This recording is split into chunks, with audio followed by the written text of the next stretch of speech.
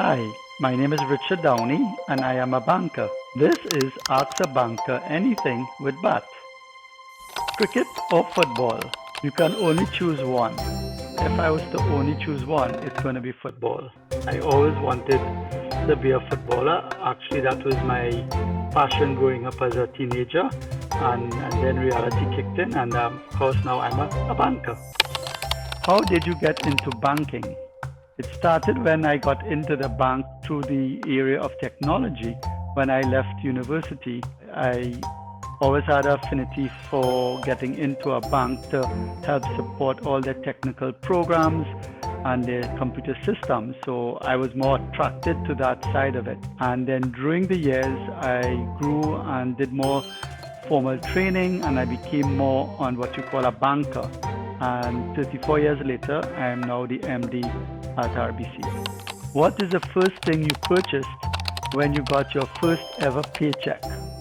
All right, so the first thing I've ever purchased when I got my first paycheck, that's going to be very difficult, but it's probably going to be somewhere around, I just got married around the same time, and I bought my wife a lovely present.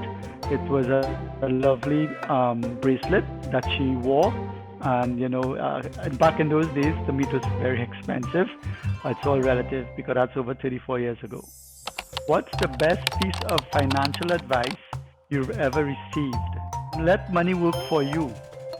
Back in the day when I joined the organization, as mentioned, I was in technology initially, and not much of understanding all the finances and so. And there was a senior person in the bank that told me you have to make the interest rates work for you, and you borrow money and invest it, and you let the difference work for you. So very early on, I used to take out loans that I got at preferential rate being a staff member, and invested that money, and I've continued that over the years. I think that's the best financial advice I've received. If you weren't working as a banker, what do you think you would be? I would possibly be either an architect. That also had my interest. I love technical drawing, and I really love the passion of drawing machinery, things of that nature. I never really got into the architectural side of it, of buildings, but I was really good at technical drawing, and that was another passion I had. Why do you think people fall for pyramid schemes? Well, I think people fall for pyramid schemes because it shows that through the mechanism, or what they think is the mechanism, that there's easy gain through just investing money. But the problem with it, of course, is those gains are unattainable, not sustainable, and the risk that happens is at the end of the day, the whole scheme breaks down, and many persons are left with no money that would have put money into the scheme. So it's what you call an unsustainable method of making money.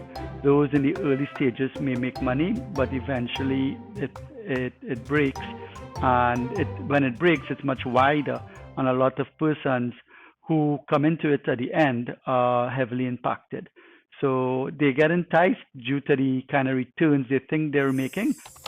What's the first thing you would do if you checked your bank account and it has $1 billion in it? Wow, first thing I'll do if I found $1 billion in my account? Well, remember, my background is technology, so I don't think there's a glitch in the system. But seriously speaking, if $1 billion appeared in my account, will be certainly reach back out to your nearest branch, or if you have a relationship manager or someone, just discreetly ask them where did those funds come from. You do not know the purpose of it, and let them look into it. Leave it for them to investigate and come back with clarification. It's just best to call in and ask them to investigate the matter. It's always safer that way to protect yourself as well. Why is having a bank account important? Well, having a bank account is very important. It just helps you place funds somewhere safe, that's in control, takes the risk away from you of having it lost. I always remind persons that keeping cash comes with a natural risk. It's the risk of who owns it. Ownership is purely based on possession. So if I walk into a room with a bag of money and I put it onto the table. I walk out of the room. It's still my bag of money, or so you think. Anyone can come and take that bag of money, and it's now theirs, right? Possession is 9/10 of the law.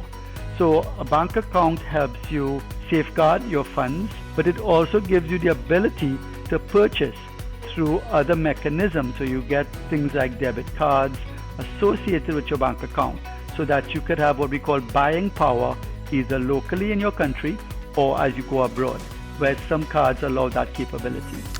What's the most rewarding thing about working with the bank? For me, the most rewarding thing in working in the bank, and I'm seeing it a lot more at this stage of my career, is the benefit we have in helping people, through the livelihood, different stages of their life. Helping them, guide them through the different stages of how to save funds for long-term events that they would want to be planning. And then at a wider scale, dealing with governments, dealing with corporations, dealing with businesses, helping guide them as well as to what makes sense for their business to help them grow their business, and in effect, overall helping communities prosper.